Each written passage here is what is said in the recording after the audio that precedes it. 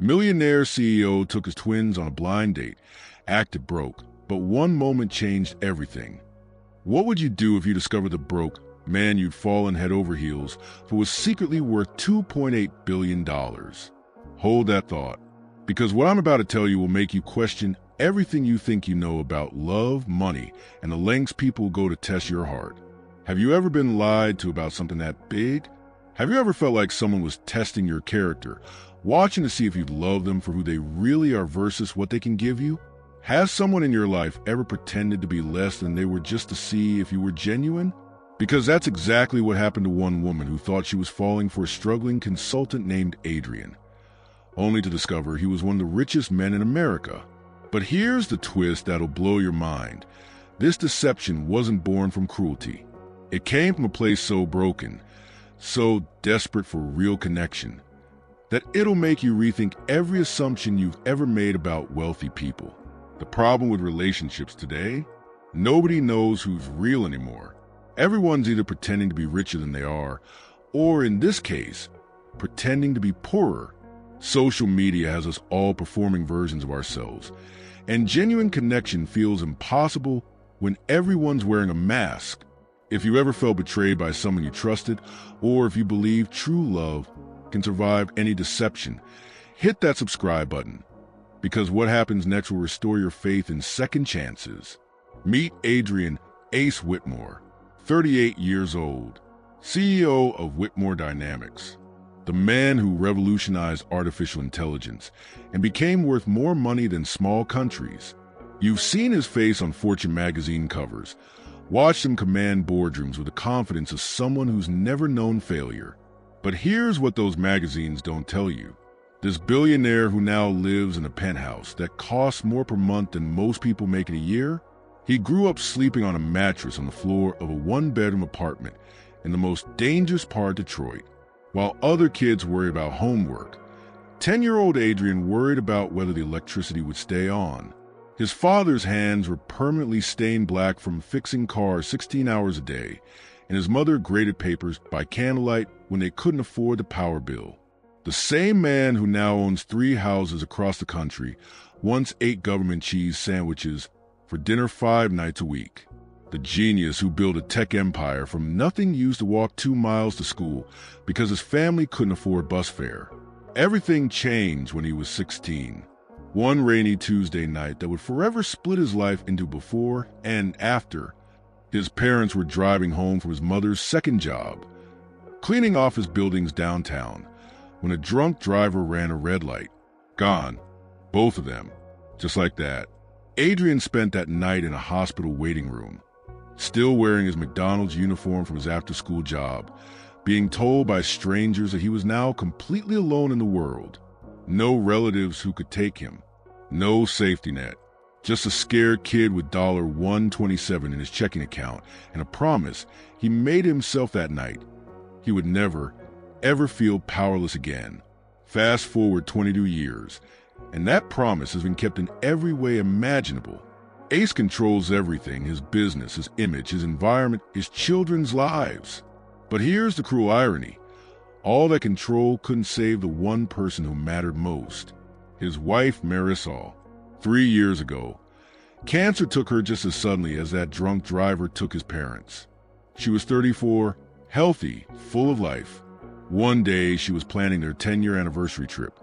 The next, she was gone, leaving Ace with 10-year-old twins and a void so deep that all his billions couldn't even begin to fill it.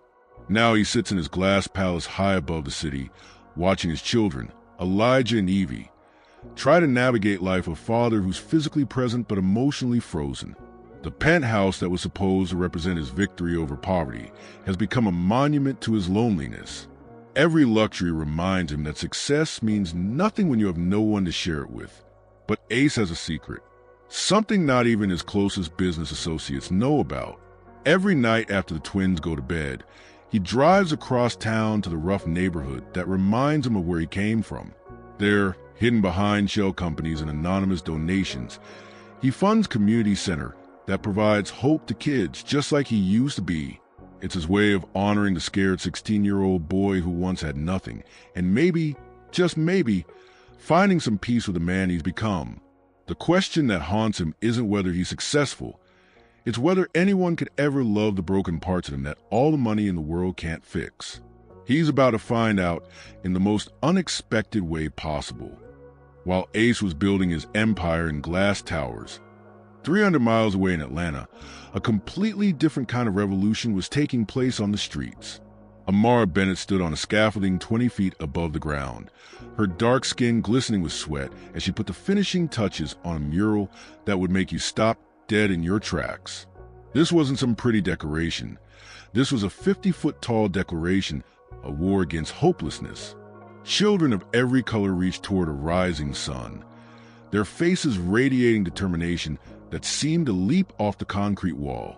At 32, Amara had hands that told stories, paint under her fingernails, calluses from years of gripping brushes, scars on her palms from the time she punched through a window after losing her husband. But those same hands had created miracles, transforming abandoned buildings into beacons of hope throughout Atlanta's forgotten neighborhoods. Where Ace lived in sterile perfection, Amara thrived in beautiful chaos. Her converted warehouse studio looked like a rainbow had exploded, canvases leaning against every wall, half-finished sculptures scattered across tables. The smell of acrylic paint and turpentine mixed with the sound of children's laughter echoing from her art therapy sessions. Her nonprofit, Canvas for Change, was born from heartbreak. 3 years ago, the same year Ace lost Marisol, Amara's world imploded when her husband Marcus collapsed during his morning jog. Heart attack at 30. 8-year-old Micah watched his father die on their front lawn. The social services job that was supposed to help families like hers? Budget cuts eliminated her position 2 weeks after the funeral. So Amara did what survivors do. She took her pain and turned it into purpose. Every teenager she pulled off the streets through art therapy was Marcus living on. Every mural she painted was proof that beauty could rise from ashes. But here's where this story takes a turn nobody saw coming. Do you know kids who are wiser than the adults raising them? Because Ace's twins were about to prove that 10-year-olds sometimes understand love better than the adults who've forgotten how to feel it. Elijah and Evie Whitmore had been watching their father disappear piece by piece ever since their mother died. Oh! He was there physically, reading bedtime stories, helping with homework, attending every school event. But the man who used to laugh until his sides hurt, who used to dance with mom in the kitchen while dinner was cooking, who used to make up silly voices for their bedtime stories, that man had vanished. The twins had tried everything. Evie wrote songs about missing Daddy's smile. Elijah built a digital photo album of happy family memories, hoping to trigger something. Nothing worked, until the night their latest nanny quit, without warning, citing irreconcilable differences with Mr. Whitmore's emotional unavailability. Dad needs someone who makes him happy again. Evie announced to her brother after overhearing the resignation phone call. But how do we find someone like that? Elijah asked, always a logical one.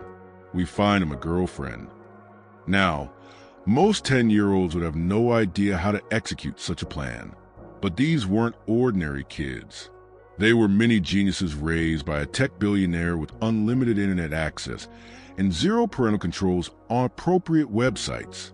While Ace was in back-to-back board meetings, completely oblivious, his children were conducting the most sophisticated dating operation you've ever heard of. Elijah hacked into Ace's laptop, child's play for a kid who'd been coding since age 7, and created a profile on Atlanta's most exclusive dating app. But here's the brilliant part. They didn't present their father as Adrian Whitmore, billionaire CEO. They created Adrian W., freelance tech consultant, single dad, looking for genuine connection. They used a photo of Ace in casual clothes, smiling naturally during a rare relaxed moment. For 3 weeks, they managed his messages like professional matchmakers, screening potential matches, asking the right questions, eliminating anyone who seemed interested in money or status. Then they found her. Amara's profile showed her laughing while covered in paint, surrounded by children holding their artwork. Her bio didn't mention looking for security or luxury. It talked about finding someone who understood that broken things could become beautiful again. "She's perfect," Evie whispered, staring at the screen. "But how do we get them to meet without Dad finding out we're behind it?" Elijah wondered. The answer came from the most unexpected source: Amara's best friend Simone, a civil rights attorney with a reputation for orchestrating impossible victories in and out of courtrooms. Simone had been watching Amara paint away her loneliness for 3 years, and she was done being subtle. So when Atlanta's Children's Hospital announced their annual charity auction, Simone bought tickets and signed them both up for the event's notorious blind date auction, where successful singles bid on mystery dates with equally successful strangers. Neither Simone nor the twins knew about each other's plans. They had no idea that fate was conspiring in the most beautiful way. The night of the auction, Ace was expecting a quiet business networking event. Amara was expecting to hide in the corner, while Simone worked the room. Instead, they were about to collide in front of 200 of Atlanta's elite, with no idea that everything they thought they knew about love was about to be rewritten. If you don't support kids trying to heal their broken parent heart, I don't know what to tell you, but if you do believe children deserve happy parents, smash that like button, because what these twins pulled off next was either pure genius or complete disaster, and you need to see how this plays out. The Georgia ballroom buzz with Atlanta's power players writing checks they deduct as tax write-offs while sipping champagne that cost more per bottle than most people's rent. Ace stood near the silent auction tables, his $3,000 suit fitting like it was sewn onto his body, watching wealthy socialites bid on vacations to places they'd already been a dozen times. This was his world. These were his people. And he'd never felt more out of place in his life. Ladies and gentlemen, it's time for our special blind date auction. The auctioneer's voice boomed across the ballroom. Our mystery participants will meet for the first time right here, right now. Ace's blood went cold. This wasn't on his schedule. His assistant had told him this was a standard charity dinner, not some matchmaking circus. But before he could escape, a spotlight hit him like a freight train. "Bachelor number 1, please step forward." Every head in the room turned. Cell phones emerged from purses and pockets. He could already see tomorrow's headlines. Tech billionaire participates in charity dating stunt. His board of directors would have questions. His competitors would smell weakness. But then the second spotlight illuminated her. Amara stood frozen in the beam of light, looking like she'd rather be anywhere else on Earth. Her deep purple dress was elegant, but clearly not designer. The kind of beautiful that comes from personal style rather than unlimited budgets.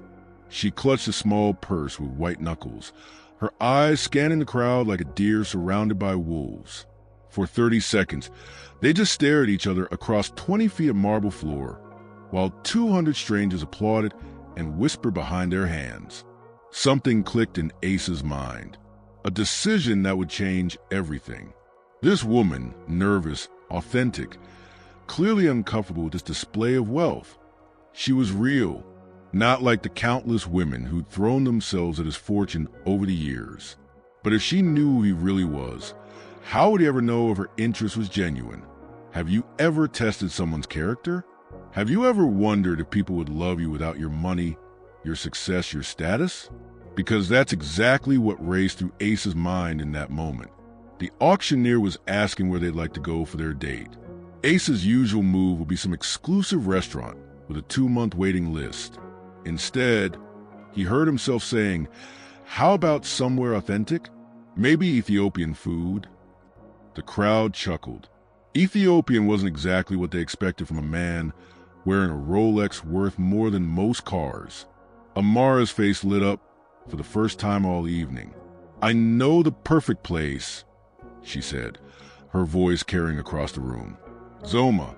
It's this little family-owned restaurant in Little 5 Points." 20 minutes later, Ace was doing something he hadn't done in 15 years. He was taking off his designer suit and putting on clothes that wouldn't scream wealth. Jeans from the back of his closet, a simple button-down shirt, regular sneakers instead of Italian leather shoes.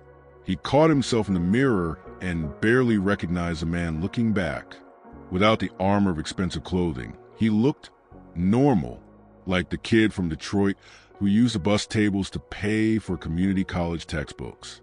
Zoma Restaurant was everything his usual haunts were not. Mismatched chairs around wooden tables, the walls covered with Ethiopian art that actually meant something to the family who owned it.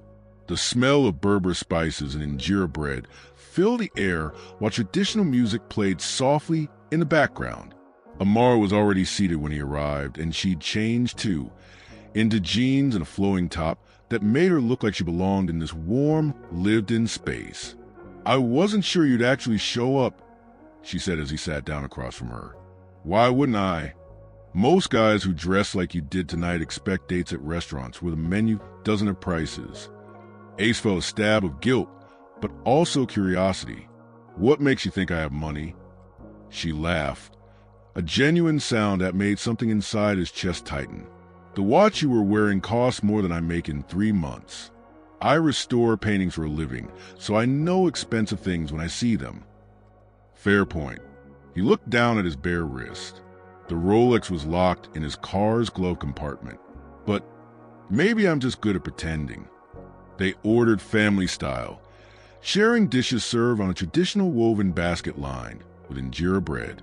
Amara told him about her art therapy program, her eyes lighting up as she described 13-year-old Marcus, not her late husband, but the kid she'd named her program after, who'd gone from tagging buildings to creating murals that made people stop and stare and wonder. Ace found himself talking about growing up poor, about his parents' deaths, about feeling lost even when surrounded by success. All true, but carefully edited to leave out the billions and board meetings. "I have something to show you," Amara said as they left the restaurant 2 hours later. "It's not far." They walked 6 blocks through streets that reminded Ace of his childhood. Not dangerous, just real. Working-class families. Corner stores with bulletproof glass. The sound of hip-hop spilling from car windows. She stopped in front of a brick building that had seen better decades. But the wall facing the street was transformed. A mural so vibrant it seemed to glow under the streetlights. Children of every race and background reaching toward stars that seemed close enough to touch. "I painted this last month," she said softly, "for kids who think their dreams are too big." Standing there under stars barely visible through Atlanta's light pollution, looking at art that spoke directly to his soul, Ace forgot about net worth and stock options and quarterly projections. He forgot about protecting his heart and testing her motives. When Amara turned to face him, her eyes reflecting the streetlight, he forgot about everything except the woman standing inches away. "Thank you," he said quietly, "for tonight, for this." "For what?" Instead of answering, he kissed her, soft at first, questioning. When she kissed him back, her hands finding the fabric of his shirt, everything else disappeared. This wasn't the careful, calculated move of a billionaire CEO. This was Adrian from Detroit, the boy who'd learned that love was the only wealth that mattered. Kissing a woman who made him remember what hope felt like. 3 days after that kiss on the mural, Ace's phone buzzed with a text from Amara. "Micah wants to meet your twins. Piedmont Park, Saturday afternoon. Fair warning, my kid asks a million questions." Ace stared at the message, his thumb hovering over the keyboard. He'd been thinking about her nonstop since that night, but introducing kids meant this was getting serious. Real. And the deeper he got into this deception, the harder it would be to climb out. "Dad, who are you texting?" Evie peered over his shoulder, trying to look innocent. "Just a friend." "The friend from your date?" Elijah appeared from nowhere, that too casual tone kids use when they're fishing for information. Ace studied his children's faces. "How do you know about?" "Your shirt smelled like spices when you came home," Evie said quickly. "And you were humming. You never hum anymore." Saturday afternoon found them at Piedmont Park's Cove Playground, and Ace immediately spotted Amara pushing an 8-year-old boy on the swings. The kid had her same infectious laugh and his father's angular features, a living reminder of the husband she'd lost. "Micah, come meet Mr. Adrian and his kids," she called out. Within minutes, The three children had formed an alliance that defied every law of first meetings. Mike had challenged Elijah to identify every breed of dog that walked by, while Elijah countered by naming the coding languages he could teach Micah. Evie discovered that Micah knew every Disney song ever written and immediately launched into an impromptu concert. "Your kids are incredible," Amara said, watching them race toward the climbing structure. "They're smarter than me most days," Ace admitted, and something in his voice made her look at him more closely. "You okay? You seem tense." He was tense, because 20 feet away, his children were probably revealing details about their real life that would blow his carefully constructed cover story to pieces. "Dad owns like 50 computers," he heard Micah exclaim to some kid on the monkey bars. Ace's heart stopped, but Elijah smoothly corrected. "He fixes computers for different people. That's why we have so many." The kid was 10 years old and lying better than most politicians. "Smart boy," Amara murmured, but Ace caught something in her tone. Suspicion? Or just a mother's instinct that something wasn't quite right. 2 hours later, as the children wore themselves out on the soccer field, Ace and Amara found themselves alone on a bench watching three kids who acted like they'd known each other forever. "Can I ask you something?" Amara's voice was soft, careful. "About your wife?" Ace's entire body went rigid. What about her? How did she die? He'd rehearsed this answer, but sitting next to this woman who radiated warmth and honesty, the prepared response felt like swallowing glass. "Cancer. Ovarian. She was 34. "I'm sorry." Amara's hand found his, her fingers warm against his palm. Marcus was 30. Heart attack during his morning run. "I used to think 30 was young to be a widow, but 34... They sat in silence, watching their children play while carrying the weight of partners who would never see them learn to drive or graduate or fall in love. "I haven't done this," Amara said suddenly. "Done what?" "Dated. Since Marcus died. You're the first person I've..." She trailed off, her cheeks darkening with embarrassment. "The first person you've what?" "The first person I wanted to know. Really know, and it terrifies me." Ace turned to face her fully. "Why does it terrify you?" "Because what if I'm not ready? What if I mess this up? What if..." She stopped, shaking her head. "Never mind. That's too much for a third-date conversation. Try me?" She took a shaky breath. "What if I fall for you and you disappear? What if I let Micah get attached and you decide this is too complicated? What if I'm falling for you too?" The words escaped before Ace could stop them. "What if I'm just as scared as you are, but I can't stop thinking about you anyway? Are you falling for me?" Instead of answering, Ace cupped her face in his hands and kissed her. This wasn't a tentative first kiss under the streetlight.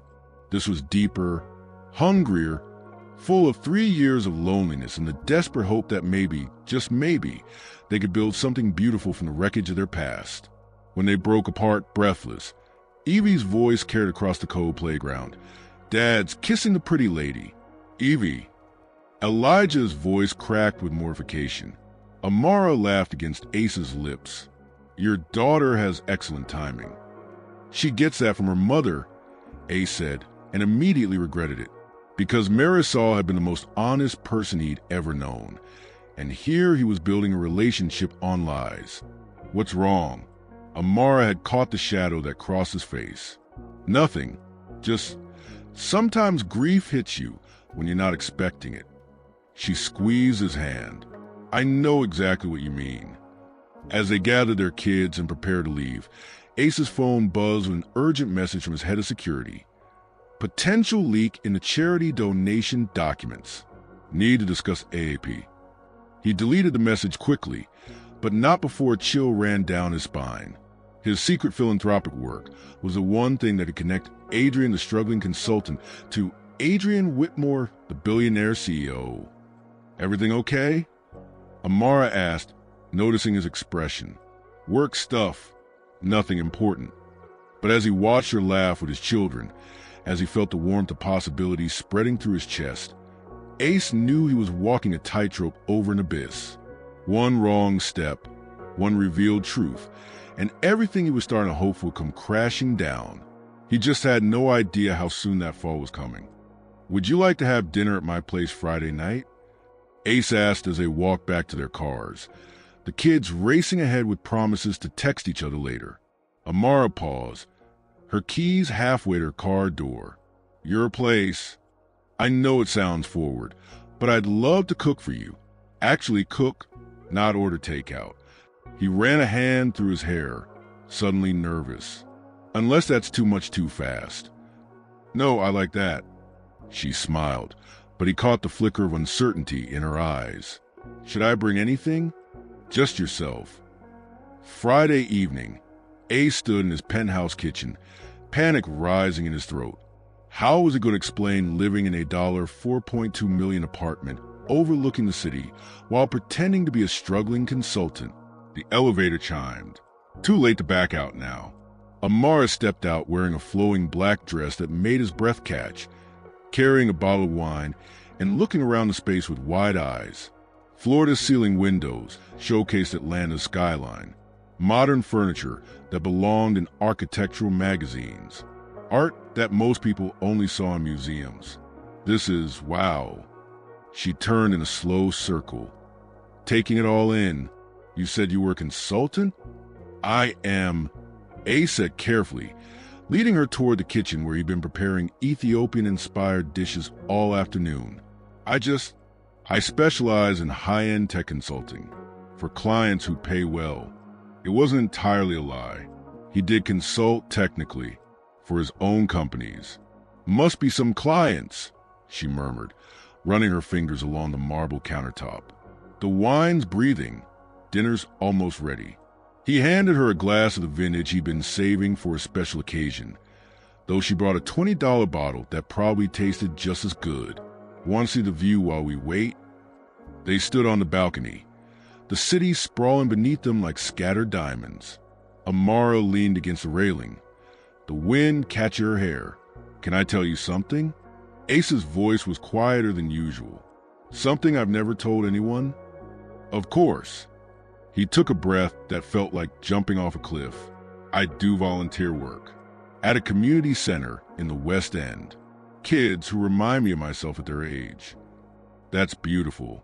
Why is it a secret?" "Because," he struggled with how much truth he could reveal.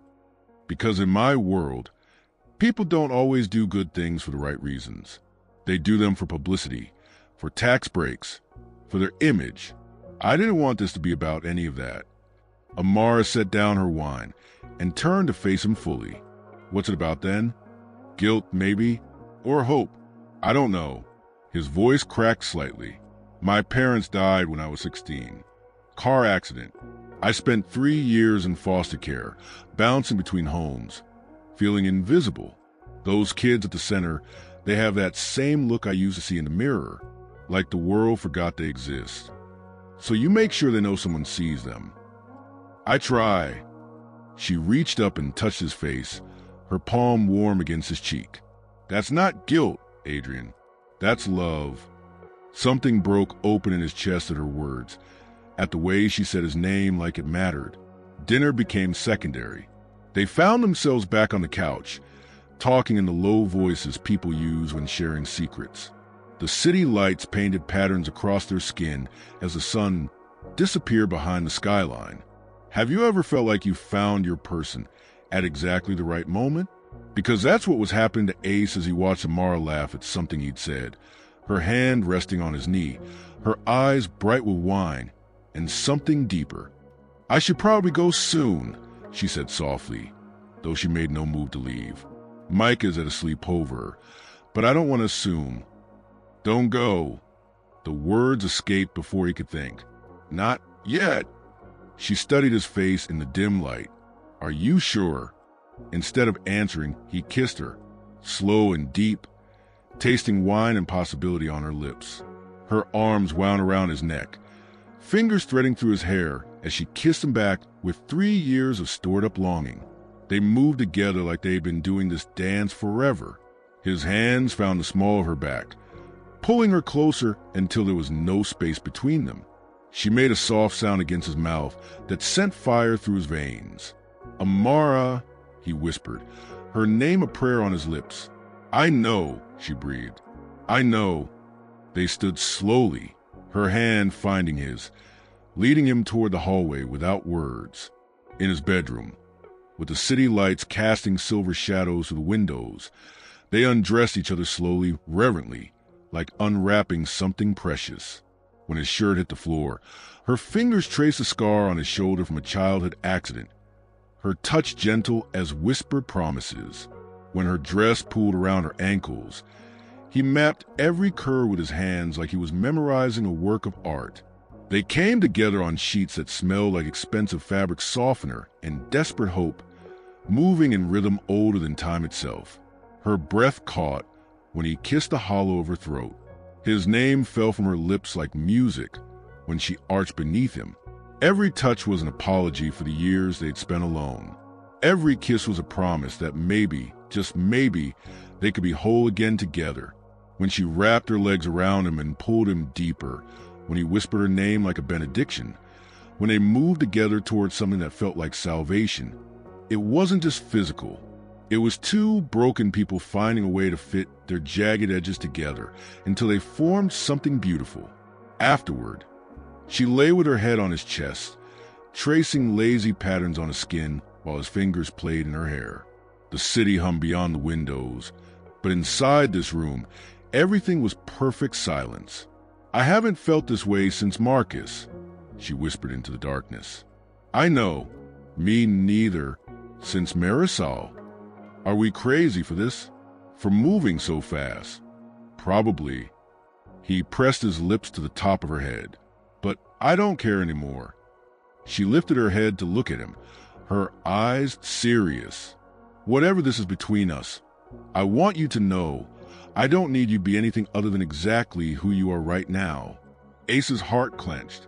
If only she knew who he really was. If only he had the courage to tell her the truth. Instead, he kissed her again and let himself believe that this moment could last forever. He had no idea that in 72 hours, everything would fall apart. Monday morning shattered like glass. Ace woke to 17 missed calls, 43 text messages, and his head of security pounding on his penthouse door at 6:47 a.m. Amara was still asleep beside him. Her dark hair spread across his pillow like silk, completely unaware that their perfect weekend was about to become a nightmare. "Sir, we have a problem." Marcus Chun, his security chief, held up a tablet showing the Atlanta Business Journal's homepage. The headline hit Ace like a physical blow. Whitmore Dynamics CEO accused of financial fraud, secret charity donations under federal investigation. Below it, a photo of him entering the West End Community Center at midnight 3 weeks ago, carrying boxes of supplies. "How?" Ace's voice was barely a whisper. Disgruntled former employee, Janet Morrison from accounting. She was terminated last month for embezzlement, and apparently she's been gathering evidence ever since. Marcus scrolled through the article. "She's claiming you've been funneling company money through shell corporations to fund personal projects. The FBI is opening an investigation." Ace's phone exploded with notifications. CNN, Fox Business, Forbes, The Wall Street Journal. Every major news outlet in the country was picking up the story. Behind him, he heard Amara stirring. "Adrian, what's all the noise?" He turned slowly, his heart pounding so hard he thought it might stop. She was sitting up in bed, her eyes confused but not yet alarmed. In 30 seconds, she was going to learn that everything he'd told her was a lie. "Amara, I need to tell you something." Her phone buzzed. Then again, and again. She picked it up, her face changing as she read. Confusion became shock. Shock became something that looked like betrayal. Adrian Whitmore. Her voice was flat, emotionless. CEO of Whitmore Dynamics. Net worth $2.8 billion. The silence stretched between them like a chasm. "You're him, the billionaire. You've been lying to me this entire time." "I can explain." "Explain what?" She was out of bed now, grabbing her clothes from the floor. Explain how you made me feel sorry for your struggling consultant life? Explain how you watch me worry about paying for art supplies while you live in a penthouse that costs more than most people make in a lifetime. It wasn't like that. Then what was it like, Adrian? Or do you prefer Mr. Whitmore? Before he could answer, his phone rang, his publicist voice sharp with panic. Adrian, Channel 7 News is outside your building. They want a statement about the fraud allegations. The board is calling an emergency meeting for 10 a.m. Amara heard every word. Her face went from hurt to something harder, angrier. Fraud allegations too? Perfect. She pulled on her dress, her movement sharp and efficient. I need to go. Amara, please. No. She held up a hand. I trusted you. I told you things I haven't told anyone since Marcus died. I brought my son around you. My son, Adrian. And this whole time, you were running some kind of experiment to see if the poor black girl would love you for your money. That's not. The elevator doors opened, cutting off his protest. She stepped inside without looking back. By noon, Ace's face was on every news channel in America. Outside Whitmore Dynamics headquarters, protesters held signs reading corporate criminal and tax the rich. His stock price had dropped 37%. 3 board members had called for his immediate resignation. The twins watched from their school's administrative office as their father's mugshot played on the waiting room television. Is Daddy going to jail? Evie whispered to Elijah. I don't know, her brother replied, trying to sound braver than he felt. Their private school's headmaster informed them they were being sent home for their own safety after reporters tried to interview students during lunch break. Back at the penthouse, Ace sat in his home office fielding calls from lawyers, board members, and crisis management specialists while watching his life implode in real time on cable news. CNN.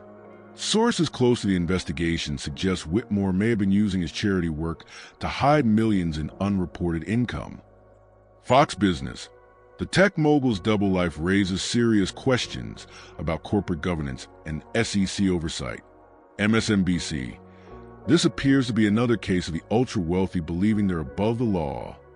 None of them mentioned that he'd spent his own money, not company funds. None of them cared that those secret donations had kept 63 kids off the streets and in after-school programs. The narrative had already been written. Rich man thinks rules don't apply to him. At 4:17 p.m., his doorman called up, Mr. Whitmore, there's a Ms. Bennett here to see you. Ace's heart stopped. Send her up. When the elevator doors opened, Amara stepped out looking like she'd been through a war. Her eyes were red from crying. Her usual confident posture replaced by something fragile but determined. I've been watching the news all day, she said quietly. Amara, I'm sorry. I know you hate me right now, and you have every right to... Stop. She crossed the room until she was standing directly in front of him. I do hate you. For lying. For making me question everything I felt. For putting my son in the middle of this mess. Ace's shoulders sagged. He'd lost her. He'd lost everything. But, she continued, her voice stronger now, I also know you. I've seen you with your children. I've watched you talk about those kids at the community center. And the Adrian I fell in love with, he wouldn't steal money. He'd give away his last dollar to help someone else. You believe me? I believe the man who cried telling me about his parents. I believe the man who volunteers anonymously because he doesn't want credit. I believe the man who kisses me like I'm the only woman in the world. She took his hands in hers. So here's what we're going to do. We're going to fight this. Together. Because if there's one thing I learned watching Marcus die, it's that life is too short to walk away from love just because it's complicated. If you believe in standing by someone when their world is falling apart, let me know in the comments. And if you've ever been someone's rock during their darkest hour, this story is for you because what happened next would determine whether love could survive the ultimate test. We need evidence, Amara said, pacing across his living room like a general planning war.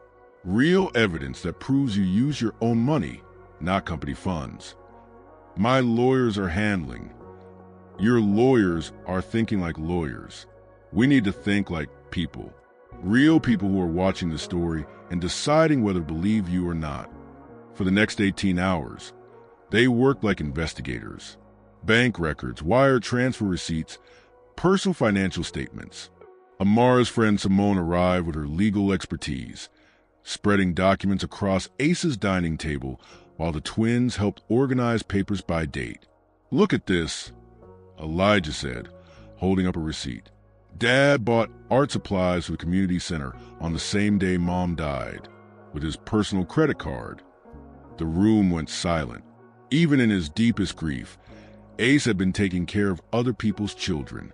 "That's our story," Amara said softly. "Not the money, the heart behind it." The press conference was set for Friday morning. Channel 7's main studio, live broadcast across 3 networks. Ace sat behind a table covered with documents, Amara beside him, their joined hands visible to every camera in the room. "Ladies and gentlemen," Ace began, his voice steady despite the chaos of the past week, "I want to tell you about a scared 16-year-old boy who lost everything." For 20 minutes, he laid out the truth, not the sanitized corporate version, but the raw reality, showing actual receipts from his personal accounts. Photos of him at the community center at midnight, unloading supplies from his own car. Testimonials from kids whose lives had been changed by programs he'd funded in secret. "I did want credit," he said, looking directly into the main camera. "I wanted to honor my parents, who taught me that when you have more than you need, you share. Period." But the real turning point came when 15-year-old Destiny Jackson took the microphone. "Mr. Adrian saved my life," she said, her young voice carrying across the silent room. "When my mom was working 3 jobs and couldn't afford after-school care, his programs kept me safe. When I was failing art class and ready to drop out, his art therapy gave me hope. Y'all can call him whatever you want, but to 63 kids in the West End, he's family." The room erupted, not with questions, but with applause. Within hours, the narrative flipped. Hashtag Adrian Whitmore Truth started trending. Parents from the community center flooded social media with photos of their children's artwork, their graduation certificates, their college acceptance letters, all made possible by anonymous donations they now knew came from a man who'd never asked for recognition. The FBI closed their investigation after 48 hours, finding no evidence of corporate fraud. Janet Morrison was arrested for embezzlement and filing false reports. But the real victory came 2 weeks later. Ace stood on the stage of the West End Community Center's newly expanded facility, watching 300 people pack into a space that used to serve 30. Local politicians, business leaders, families from the neighborhood, reporters who'd come to cover the reopening. 6 months ago, this place was my secret, he said into the microphone, Amara's hand warm in his. Today, it's our promise. A promise that every child deserves a chance, regardless of where they come from or how much their parents earn. The crowd roared its approval, but Ace's attention was on the front row. Elijah, Evie, and Micah sat together, grinning up at him. Behind them, Simone wiped away tears while taking photos. "I have one more announcement," Ace continued, his voice catching slightly. "This woman beside me taught me something these past few weeks. She taught me that love isn't about protecting someone from your truth.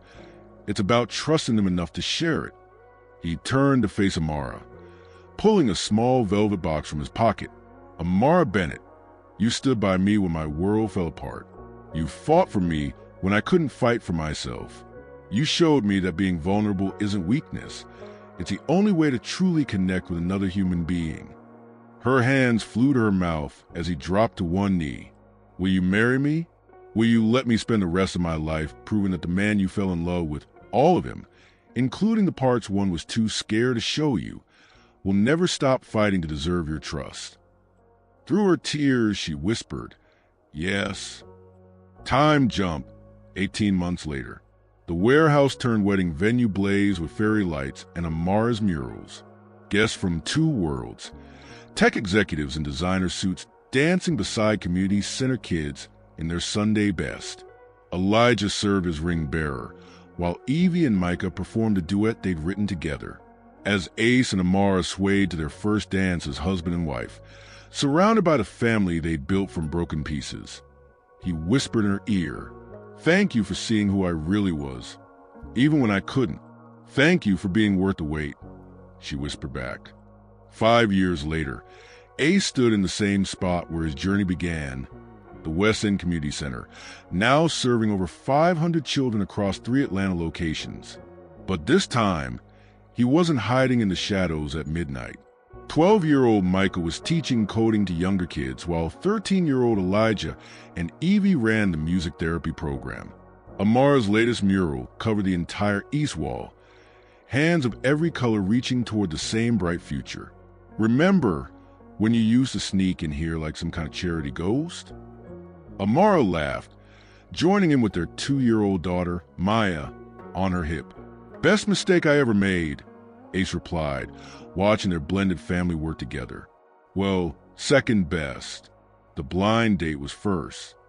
Here's what the story teaches us. Authenticity beats deception every single time. Yes, Ace's lies almost destroyed everything, but it was his truth that ultimately saved him. When crisis hits, standing by someone reveals their true character, and yours. Children often see what adults miss. Love is the only currency that actually matters. All the wealth in the world means nothing if you're alone, but genuine connection can transform the poorest heart into the richest life. And most importantly, broken people can become whole again when they find someone brave enough to love all their pieces. Sometimes the person you're meant to be with is hidden behind the last person you'd expect to meet. Sometimes children orchestrate miracles that adults are too scared to believe in. And sometimes the greatest love stories begin with the greatest deceptions, but only survive through the greatest truths. If this story moved you, if you believe in the power of love to transform lives, and if you think more people need to hear stories of hope and redemption, then prove it by subscribing. Because if you don't subscribe after a story like this, what kind of stories do you want to hear?